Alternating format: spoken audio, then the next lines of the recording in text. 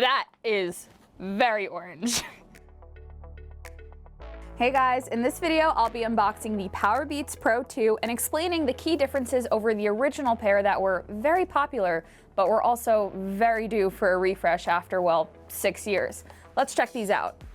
Here they are. They're $249, same price as the AirPods Pro 2. They come in jet black, quicksand, hyper purple, and the ones I have for review, electric orange. I dig it.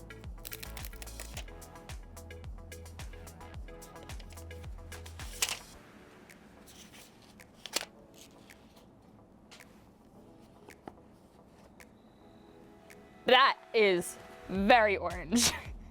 They come packaged inside of this charging case, which I can tell right off the bat is much smaller than the original version. The actual change is 33% smaller, making it that much easier to, carry around. Another really nice change to note here is that the case now supports wireless charging. This totally should be standard for earbuds in this price range, but still, good to see it. Now let's take a look inside. Here we go. Now, as is standard across all Apple earbuds, we get the H2 chip, which means one touch pairing. This automatically is wanting to pair to a nearby iPhone. In fact, there we go. As soon as I open the case, it wants to pair to my iPhone. Some other benefits of the H2 chip include automatic device switching and audio sharing, which is one of those underrated Apple features that lets two sets of headphones pair to a single device, so you could watch a movie together on your iPad or something while you're on a flight. But what's nice too is that the new Powerbeats Pro also work with Android devices. There's a Beats app to download from the Play Store, which unlocks some additional features. You get things like Find My, customizable controls, a very complete experience. You're not missing out by having an Android phone versus an iPhone, which isn't always the case for Apple products. Looking more closely at the earbuds, I think they look very familiar at a glance, but a few changes to note. If you've used the original Powerbeats Pro, you know that this ear hook design is one of the defining features, but it also had some drawbacks in terms of comfort and fit. For me, it was like a pinching sensation after about an hour or so of use. But this model uses a new nickel titanium alloy, which makes it 20% lighter and more flexible. Inside the box here, we do not have a charging cord, but we do have 4 additional ear tip sizes. We have extra small, small, medium comes pre-installed, large, and extra large. For comparison, the AirPods Pro 2 only have 4 total sizes. There's no extra large. I'm pretty sure that this is a first for Apple earbuds. Okay, I'm gonna go ahead and put my size on to see how they feel. The ear tips are simple as always to take off and to replace. Okay, now that I got the right size on, let's see how they feel. They're definitely more flexible, and I think the real reason that these were such a hit is the ear hook design for security. My AirPods fall out of my ears all the time, especially the AirPods 4 that don't have rubber tips at all.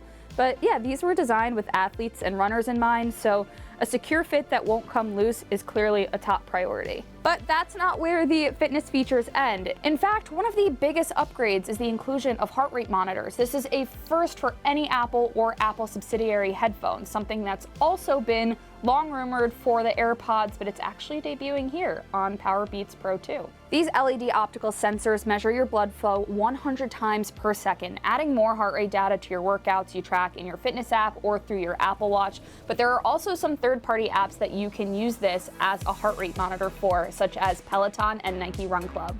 With all these fitness features in mind, it should go without saying that the Powerbeats Pro 2 are sweat resistant. It's an IPX4 rating if we're getting specific. Just want to make sure that that's clear. I can't speak to sound quality quite yet. Remember, I literally just took these out of the box. But most notably, the Powerbeats Pro 2 feature a redesigned acoustic architecture that includes support for personalized spatial audio with dynamic head tracking.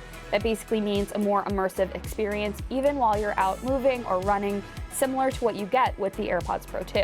When it comes to sound quality, Beats is promoting clearer highs, richer mids, and deeper bass. Beats has also added active noise cancellation here, which is a major upgrade over the previous model. ANC should help block out surrounding noise, but if you need to be aware of your surroundings when you're on a run, you also get transparency mode, another feature that's shared with the AirPods Pro 2. I already mentioned the charging case, but as for actual battery life, Beats is saying to expect up to 10 hours of listening on a single charge and up to 45 hours of playback with the charging case. It was 9 hours and 27 hours respectively on the original Powerbeats, and this is also a really big advantage compared to AirPods that get 6 hours of playback and only 30 hours with the charging case.